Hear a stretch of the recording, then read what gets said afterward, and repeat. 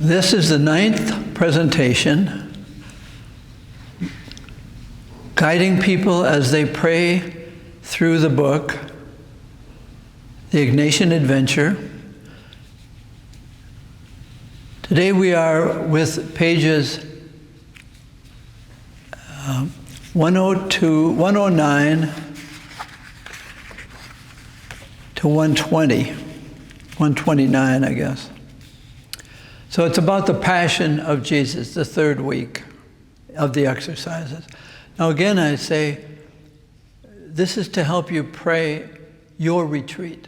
This is not a retreat. I keep saying that, but I've got to say it. You are making the exercises along with that book, and I would like to help you. So we are in the Passion of Jesus. The word passion actually is rooted in the same word as patient, meaning someone who is sick. But someone who is sick is actually one who is receptive. The word patior is I receive. So it's how Jesus received life. Compassion, we pray for the grace of compassion, to be with receptivity as Jesus was. We have said that Jesus, at his baptism, listened. He lived obediently. In a way, his whole life is one event of the same experience of being who he is. He was obedient to who his Father said he was. You are my beloved. Which made him very available to everything. And I'm going to say something a little difficult.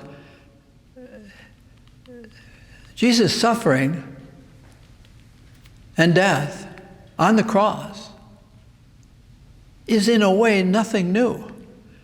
It's the same interior of receptivity, of openness to. He lived passionately, receptively, eagerly, energetically. That's what passion means.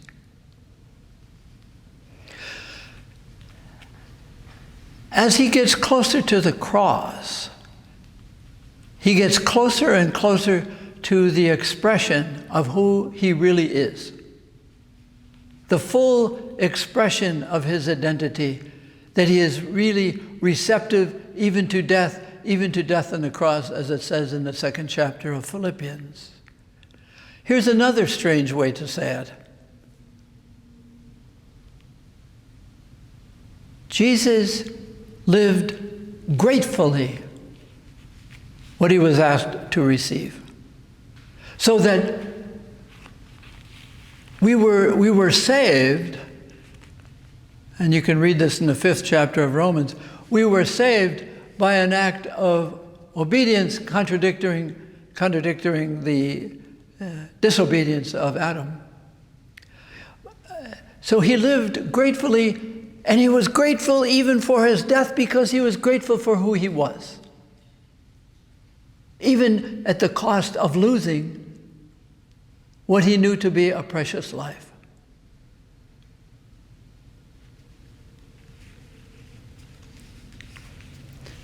So how to pray with this receptivity? In the exercises, we are asked to go not only to the events, to the external, but to the interior. We've talked about this before.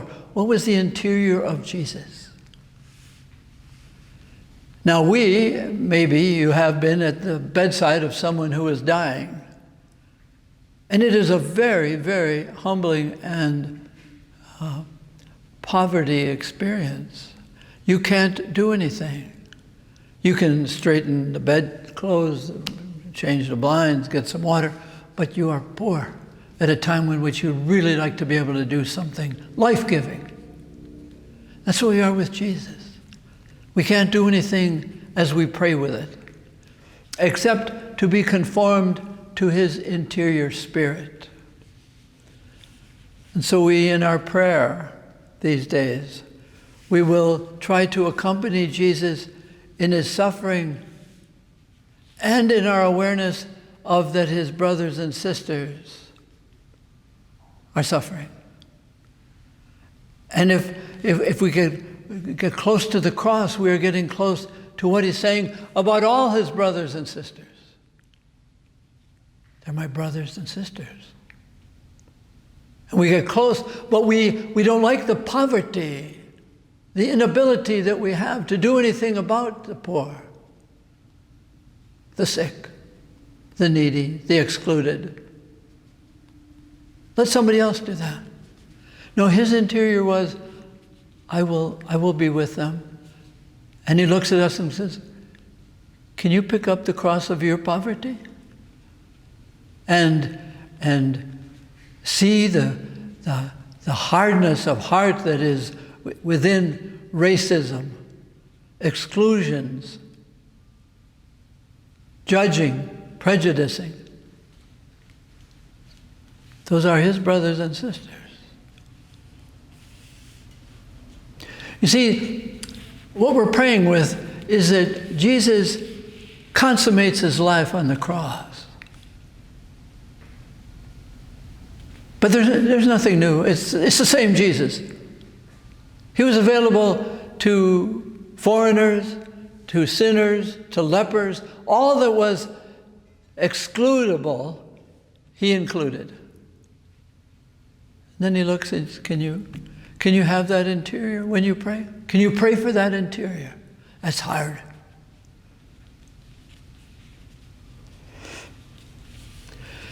So the cross is the final objectification of who he is. And he's on the cross, and he's looking down. And as you pray toward, and O'Brien, you will see, has many scriptural citations. To go slowly. Go slowly. Don't hurry. Jesus did not hurry carrying his cross. And he hung on his cross slowly, patiently. But he objectifies himself. He's saying, this is ultimately who I always have been. But now you can really see it. This one single event was what each event of my life has been.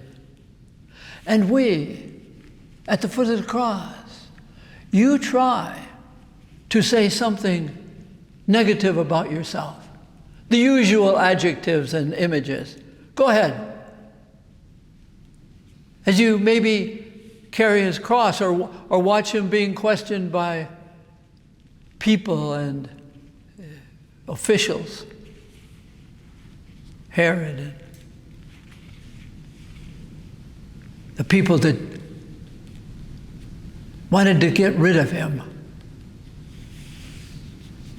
But in Luke, I'd like to highlight that Luke chapter 22, verse 24. It's right after the time in the upper room, the Last Supper, and they're on their way out to pray. They're heading towards the Garden of Olives. And a dispute arises among them. And I'd like you to watch, what is the dispute about at this very sacred time? And he turns to them and he says, which is the greater, the one who sits at table or the one who serves? This is not the one who sits at table, but I am among you as one who serves. Jesus is objectifying himself, saying, this is who I have been my whole life, and this is who I am going to be. I am your servant. And you have to let me serve you. And you have to let my interior be part of yours so that you are at service of others, especially the sinners, especially the injured, especially the excluded.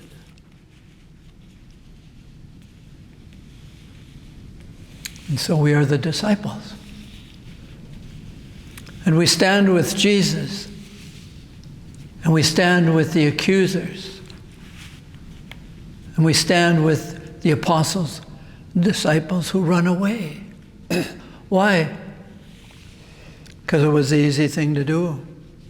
They did not want to be associated with a loser, and neither do we. We hate losing. We hate being associated with losers.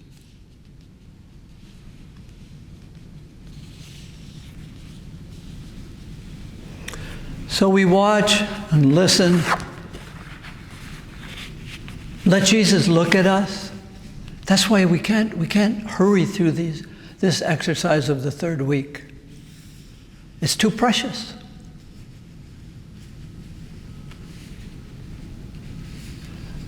The basic universal fear is of being rejected and excluded, abandoned. We all know what that is. We want to be invited. We want to be accompanied. We want to be loved. And Jesus is the loser. And Peter especially, he becomes the winner. No, I don't know him. I can't be associated with a loser. And so these prayers really, as always, are prayers of the third week.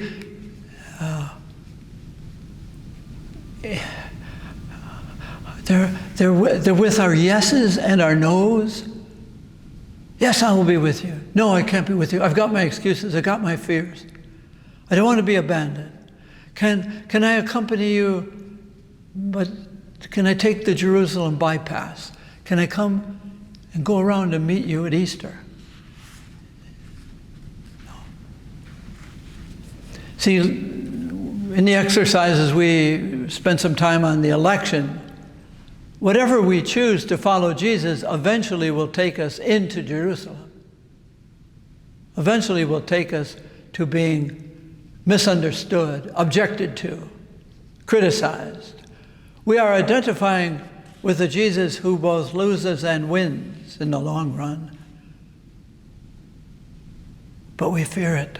And we have to pray with our fears. We have to pray.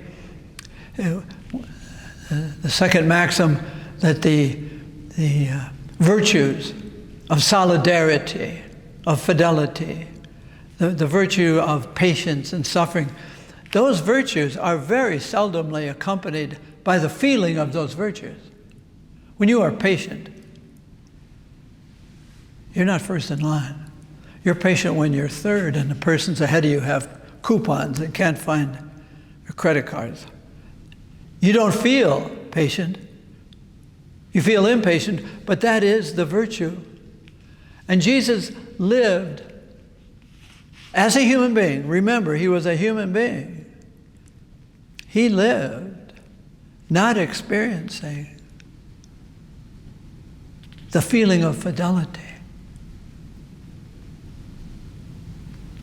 And he prayed, could this pass? And why? Because as a human being, he knew he was in hot water. He was in trouble.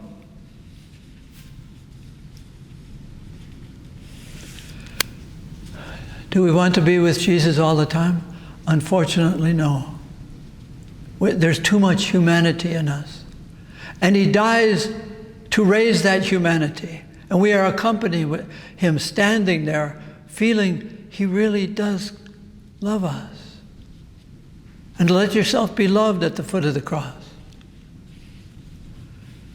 Yes, we want to run away and sneak away and excuse ourselves away. Sure. He knows that. He knows the apostles. And he keeps searching for them. And he sees Peter. Mark ran away. The others went to hiding.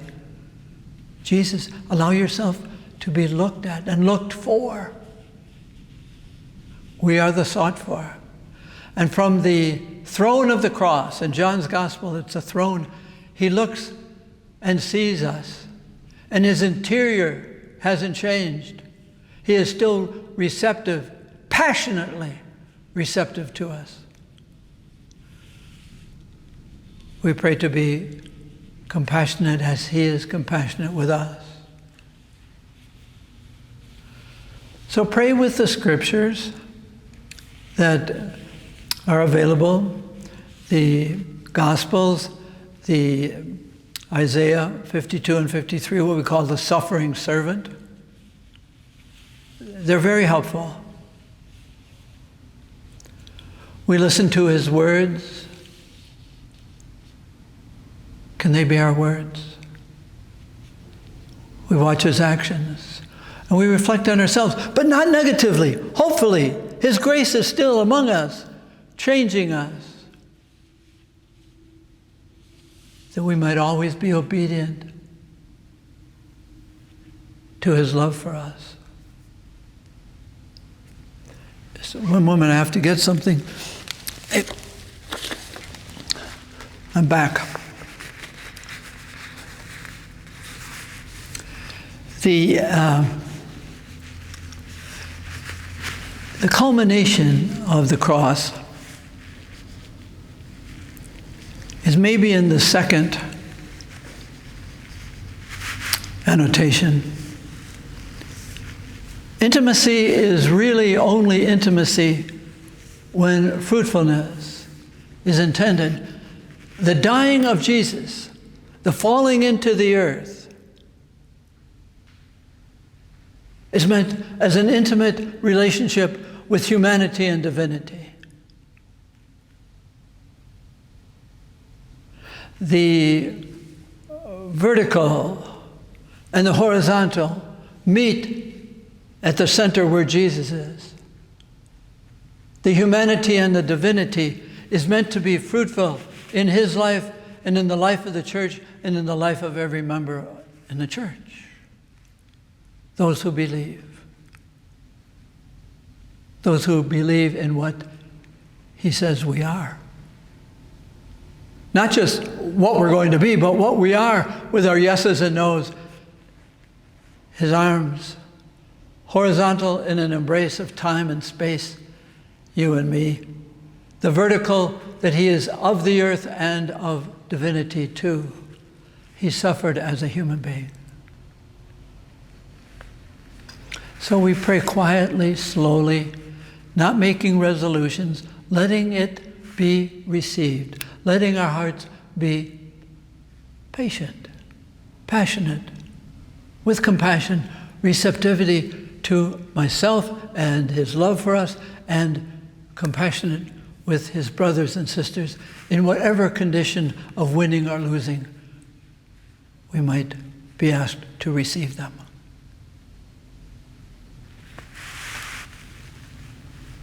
The poem. I know thee as my God and stand apart. I do not know thee as my own and come closer. I know thee as my Father and bow down before thy feet. I do not grasp thy hands as my friends. I stand not where thou comest down and ownest thyself as mine. There to clasp thee by my heart and take thee as my comrade. Thou art the brother among my brothers, but I heed them not. I divide not my earnings with them. Thus, sharing my all with thee. In pleasures and in pain, I stand not by the side of men, and thus stand by thee. I shrink to give up my life, and thus do not plunge into the great waters of life.